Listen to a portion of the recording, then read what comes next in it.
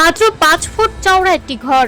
শুনতে অবাক লাগলেও এই ঘরে 3 সন্তানকে নিয়ে বসবাস করছেন এক প্রবাসীর পরিবার। 85 ফুট লম্বা আর মাত্র 5 ফুট প্রশস্ত এই টিনের ঘরটি এখন পুরো এলাকার মানুষের আগ্রহের কেন্দ্রবিন্দু। প্রতিদিনই ব্যতিক্রমী এই ঘর দেখতে ভিড় করছেন নানা শ্রেণীর পেশার মানুষ। ঘরটি কুমিল্লার দাউদকান্দি উপজেলার স্বল্পপেন্নাই গ্রামের সৌদি আরব প্রবাসী মোহাম্মদ শাহজালালের তৈরি এই ঘর নির্মাণে খরচ হয়েছে প্রায় 2,50,000 টাকা। তবে এই ঘরের পেছনে রয়েছে দীর্ঘ সংগ্রাম, হার না মানার এক গল্প।